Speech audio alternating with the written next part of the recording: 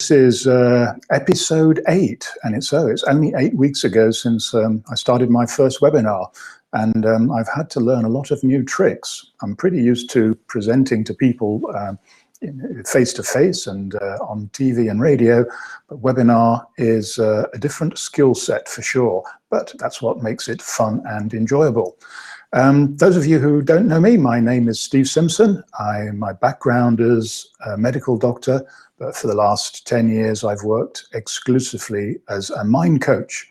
And I work with elite performers and those who wish to be an elite performer in some part of their life. So that includes, I would imagine, just about everybody, which is great. So I recognize a few names of the people we've got. I'm glad to say our series is gaining a lot of traction with people. And tonight we are going to talk about the emotion of joy. That's where we're going to start from. And we're going to go on a journey of discovery, which is certainly how I've been for the last few days since I've been planning this show, but also I recognize for about the last 30 years. So starting with the emotion of joy, and then a very, very brief few words about the pineal gland, which is absolutely amazing, trust me. Then concepts associated with the third eye that many people think that we all have. And as it happens, I do too, though I'm not quite sure what it is. And then we're going to wrap up with my views on bioresonance therapy and how this may be connected to all of those others. So I hope I can keep all of those links going. Now, last week's show, and I know I say this every time, I thought that was our best so far. We had some fantastic discussion around intuition. There was Carol who started it all off with a great question she posted. I won't go through the whole lot, but really she was in a dilemma. She'd got a major thing going on in her life, and it was literally, do I do this or do I do that? And how can I find the right and intuitive answer? And there was also, in the last sentence of her question, if I remember correctly, she also mentioned fear. She was fearful of making the wrong decision. And those two subjects, intuition and fear, prompted quite a lot of emails during the week that I've enjoyed reading and answering. And a lot of the things we're going to talk about this evening are to some extent related. But what I told Carol is that the only way she can find intuition is she has to go inside herself. She won't get it, in my humble opinion, by going on courses, by learning meditation, although that will definitely help, or by reading books or audiobooks, although all of those definitely can help. But at the end of the day, she has to look inside and find that quiet place in her mind where the truth will speak. Because you see, the problem is, we all, I mean, I start with this premise with all the clients that I see. I say to them, you already have everything that you need to solve whatever it is that you've come to see me about.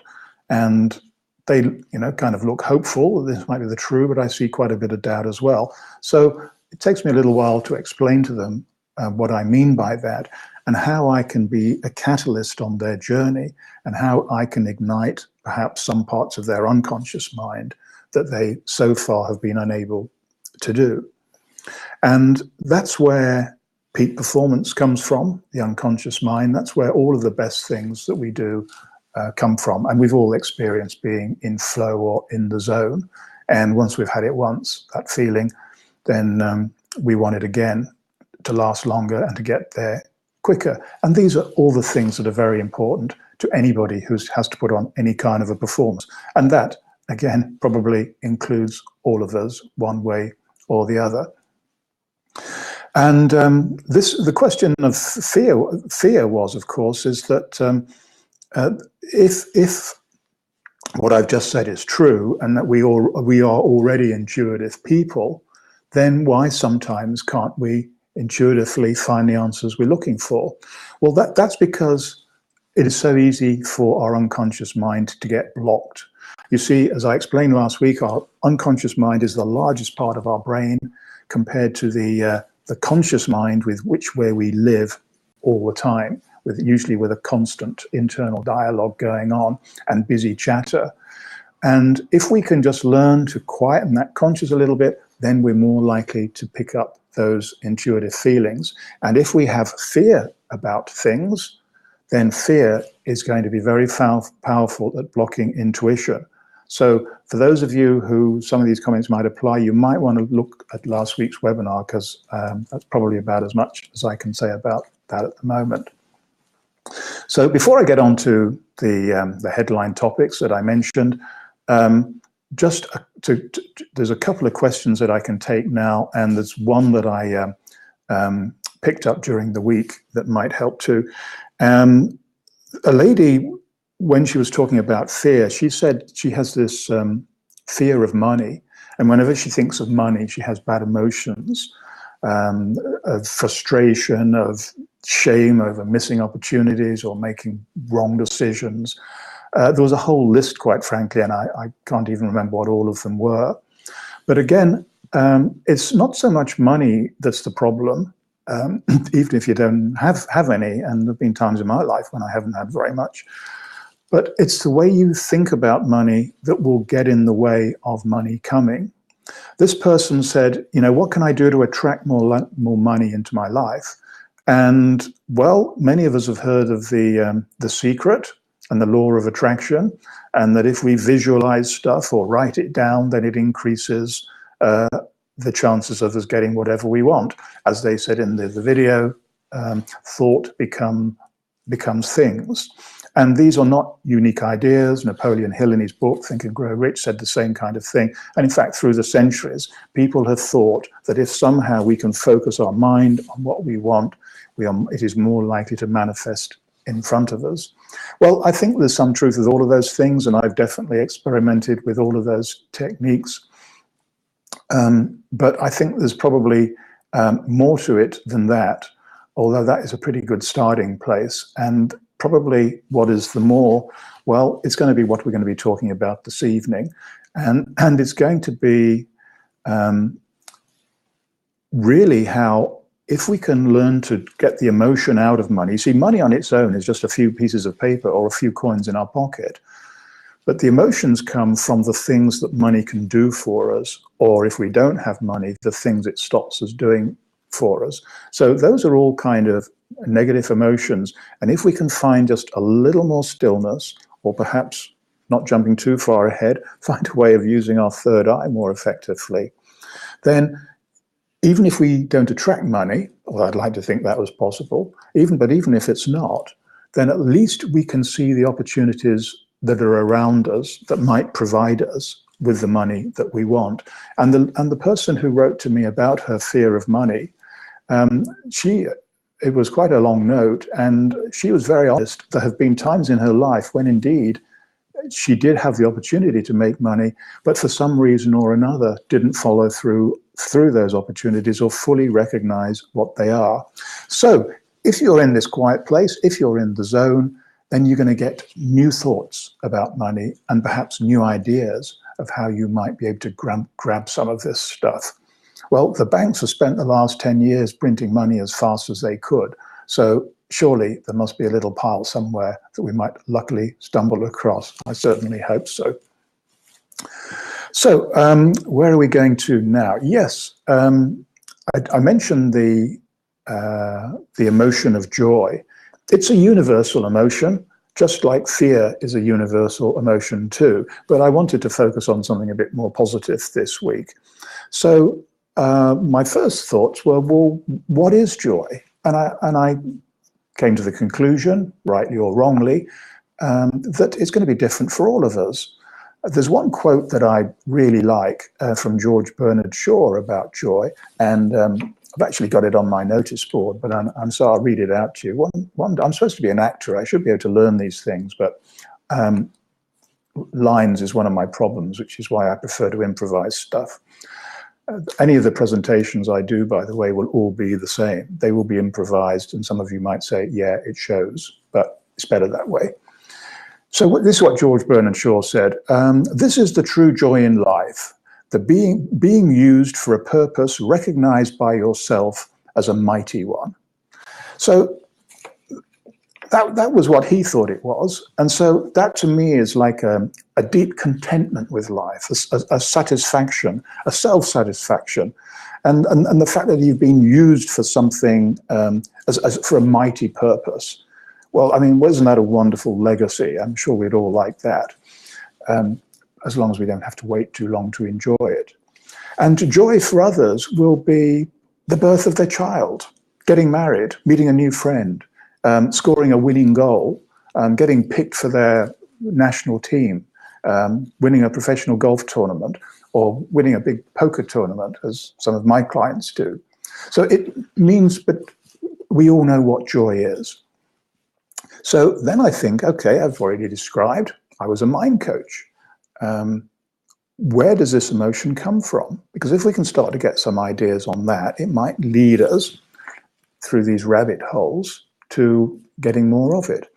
And I remembered a lecture I went to about a year ago, and I think people were talking about this miraculous new drug that scientists had discovered that is made by the pineal gland.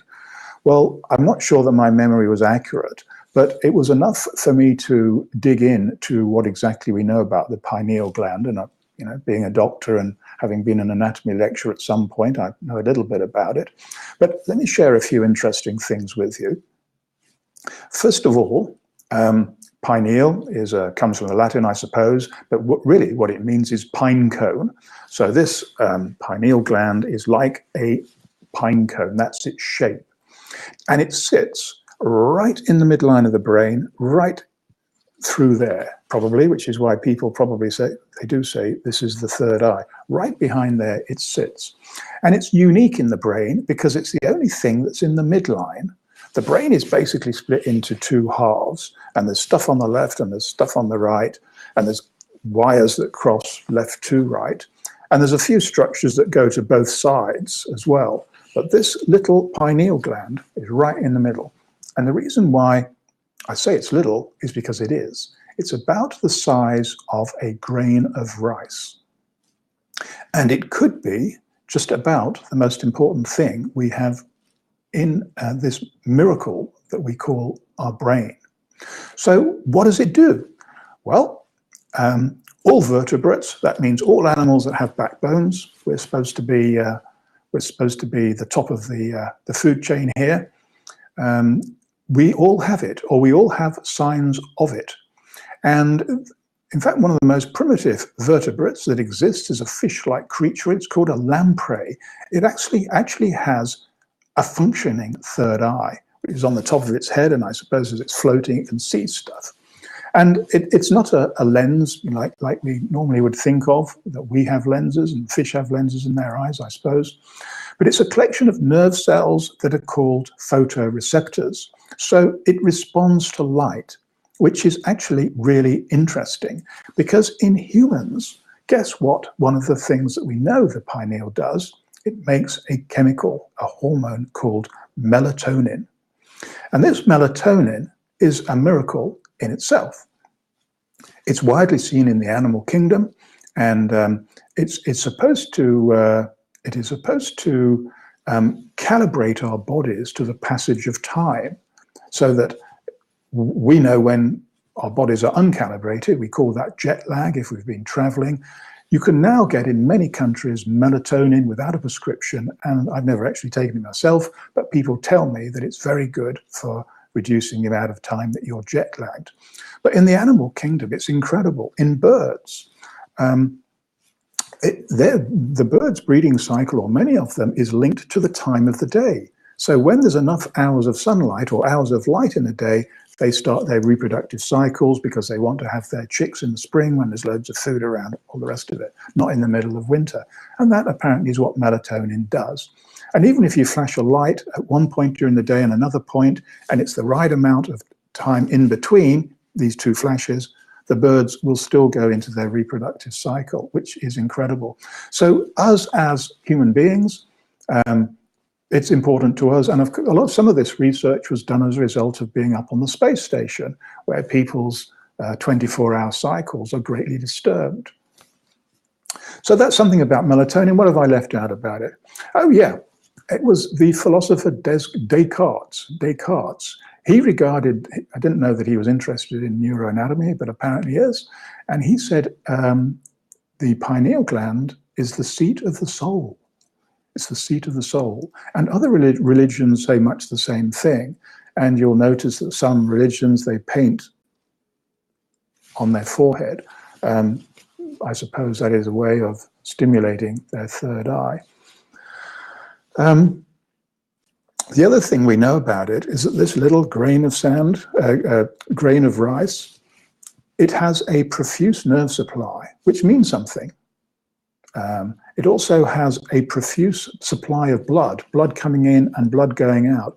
There's only the kidney, apparently, that has more blood going through it, which is absolutely incredible.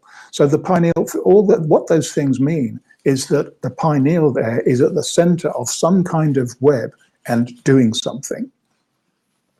And what do we know that it does do? Well, we know there are connections to the pituitary gland, and the pituitary gland makes loads of chemicals and hormones that are important for many of the functions that keep us alive. So that's probably about more than enough, really. But I suppose in a nutshell, what I'm saying is that this pineal gland, even though it's so small, deserves our respect because it just might be something that we can use. So that takes me on to my thoughts about the third eye. Now, I've known about the third eye for years. Even when I was at school, I remember books, and I was talking to one of my clients the other day, who's roughly my age, and they were books by Lobsang Rampa. And we were laughing and talking about them because we were so enthralled at the moment. So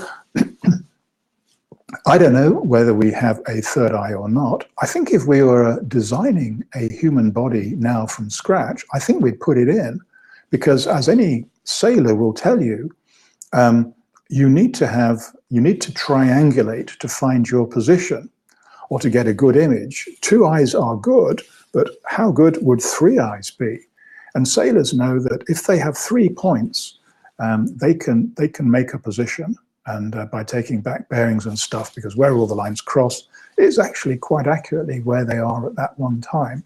So from the biological evolutionary perspective, yeah, it could be helpful. Lucy posted a question, by the way, and oh, and so did Gary. I'll just mention those before I go to the next stage. Gary said, how can I be lucky after 50 years? I'm guessing there was a smile on his face when he said that. And I would say, well, the fact is that is marking you out for a high degree of success is that you clearly haven't given up. I mean, you've bothered to log into this show and turn up for it, and that's one of the things that I tell my clients to do. And it doesn't get much simpler than this. Just show up. And when people can embrace that kind of concept, they start to make a shift. They start to see stuff they didn't say before. So well done, Gary, for posting a question. Well done for showing up. And on a more serious note, well, what can you do after 50 years? You didn't say of failure, but of perhaps not finding the luck that you deserve. There's only one thing you can do, and that's you have to do something different. And maybe that's starting right now. Maybe that's why you're here. I'm quite sure you're, hopefully going to find something that resonates with you. We'll talk about resonance later, but your unconscious mind will know which of all the stuff that I'm saying that it can safely ignore, but the things that just might be helpful. And sometimes it's only one thing. In 30 minutes, you might be a second that makes the impact. Well, it doesn't really matter, does it? As long as something does. So I'll give you a few ideas to suggest. And Lucy says, she's posted a question. How do I know my third eye is right? How to stop overthinking the process of intuition? Well, in a way, I think I might have answered that question already, because you're going to find it very difficult. If you're overthinking, you're going to find it very difficult to know if your third eye is switched on or not.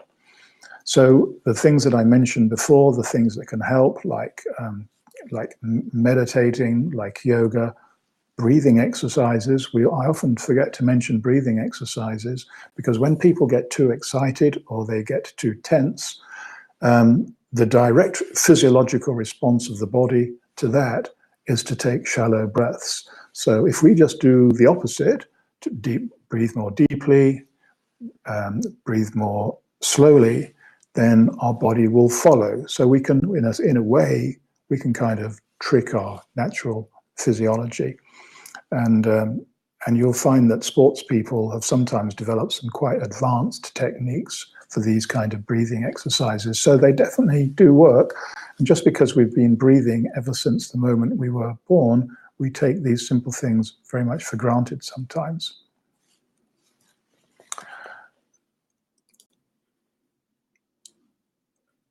I've just got another comment through. I want to make sure I catch everything. Yeah, we're doing fine so far. So that's taken care of all the questions. It's given some preamble to the pineal gland. Now, what about this third eye thing then?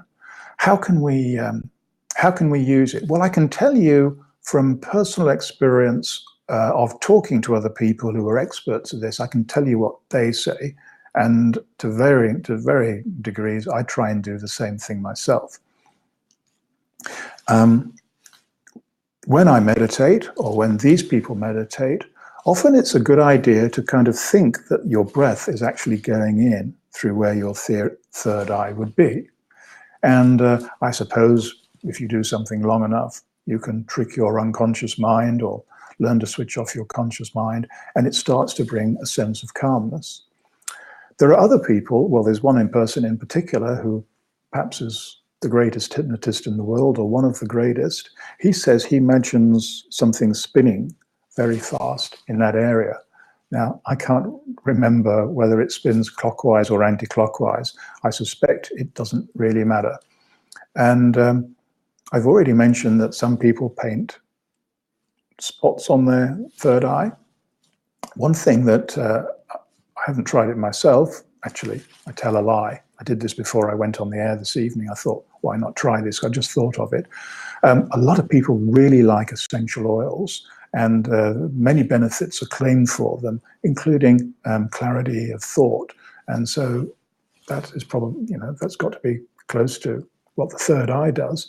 So you could put an essential oil on. Now, which particular one would you put on? I don't know. I don't know enough about that subject. But there are books that you can go to. You can go on the web, and you'll find that pretty easily. Frankincense is a name that does seem to crop up quite a lot, as does lavender. So those might be two ones to think about. And there's another way that I've only just discovered. And here I'd better tell you, I did mention during my introduction that just like all of you, I've been on a journey. It's what Carl Jung called an individuation, a journey that combines heart, body, and soul, because you can achieve happiness, joy, success with any one of those things. But if you're able to raise your game, even if it's only a little bit in all three areas, then I have a feeling that your chances are greatly increased. Well, I don't know why. Well, I do know why. I have been interested in alternative medicine for at least the last 30 years. And like so many people, I came into it as a unbeliever, a disbeliever. And I only came into it because at that point I had such severe back pain. I was having to give up doing all the stuff I wanted to do. And I was persuaded to go and have some acupuncture. I didn't feel anything from it at the time. I thought it was a waste of time. I thought I might have given myself some horrible infection on the needles. Well, fortunately, none of those things happened. What I did notice was the next morning, I actually jumped out of bed for the first time for several years. So then, wow, I had to find out about it. And I became one of the first doctors in the United Kingdom to practice acupuncture, and soon became a trainer. I don't do it anymore for various reasons. I think, well, one of the reasons is so many people do it, and it's easy to find an acupuncturist, a good one. And also, I think there are better ways to achieve the same or better results. So always been interested in energy medicine. There's no question that energy flows through our body. Because of my sort of basic grounding in Chinese medicine, I'm familiar with the meridians and the channels, and just as people who do Reiki and many other therapies are as well. And I've always been interested in, as I mentioned, the electrical fields around the body and ways in which we might be able to use these in a therapeutic context. And so I've experimented with things called Vega machines and things, homeopathy, which of course is a kind of an energy, and magnet therapy as well. And having had the experience to work behind the Iron Curtain, well, soon after the Iron Curtain came down in Kazakhstan, I worked with Russian doctors, and their training is very different to ours, and they place a much greater emphasis on energy medicine and electromagnetic medicine than we do. They hardly use conventional drugs at all. They use a lot of natural drugs. So it just shows the medical profession can move in completely different ways. So I haven't really done too much with these things in the past because the technology was never quite usable enough for me until now. And I've got a couple of bioresonance machines. This is the latest one I've got, which is handheld, which is fantastic. The other one I have in my office it needs to be hooked up to a computer and wires and stuff. And I'm going to give you examples of 2 cases in the last 2 weeks where I've used it, or 3 weeks maybe, longer, 4 weeks. And it's always as a throwaway. This is not part of the main way that I practice, but I've been seeing a client kind of on and off for 10 years who had pretty serious drug and alcohol issues, and I'm glad to say that he's found his own ways of getting himself off the drugs, and I've helped, but how much help that did, can't be certain. But the last time I saw him, I mean, he'd got rid of the drug issues, but they'd been replaced by alcohol issues. And it's not particularly my experience. I mean, I've worked in this field before, but I don't do very much of it anymore. And I wasn't quite sure where to go. And I just had this intuitive feeling. I said, well, would you like me to try my new machine on you? And I explained that it was safe, might not do any good, but it wouldn't do any harm. And he said, yeah, I'll try anything. So I used this on his third eye. And I just rubbed it and up and down and across. And as you can see, this is moving quite easily over my forehead. But in this particular chap, it was sticky. And I really had to pull, and I could feel the skin was sticky underneath. And it wasn't because his skin was greasy or anything. It was just that particular area. So I was using this electrical machine and giving him some electrical impulses of the right frequencies. And after about 5 minutes, I just felt his skin change, and I felt all of that stickiness go. But more importantly, he felt it. And he said, gosh, I don't know what's going on here. And I said, well, neither am I. But I mean, just like I said to Gary, any change, doing anything different, just might be the right thing to do. Well, the upshot of this is that this person, for the last month, has not had any alcohol at all. Well, that's not unusual. People give up things and then they go back on them. So I'm not saying that he won't go back on them. But the thing that I can say, which has really stunned me and him, is that this person has had no desire to go back. This has not been done on willpower. Something happened somewhere in his brain or his body, and fingers crossed, at the moment, it's working. And the other guy, I don't have time to go into that story, but he's had a couple of really good things happen. In fact, I had an email from him a few hours before the show. Things are going very well for him, and he attributes it, rightly or wrongly, to this. So it could be a topic for a future show. But I think we're just about running out of time. As always, I've tried to squeeze a lot in. I do welcome your comments after the show. This show will be available for download later on this evening, or at some point in the next few days for sure. You will find ways of contacting me if you wish. You know, I have a website called, well, the short name for it is getluckynow.me, which goes to my main website. But if you Google my name, you should be able to find me. So I do want to know what you think. I always am interested in ideas for the future shows. So I don't know what we're going to be talking about next week, next Thursday, same time, but we'll definitely find something. So my wish to you for the next week, as always, is I would like you to attract more luck into your life. And equally, I would like you to spread it around the people that are close to you, because luck is infectious and there is an infinite supply of it. So just because you have it doesn't mean that somebody else doesn't. So on that happy note, I will hope to see you next week. Until then, goodbye.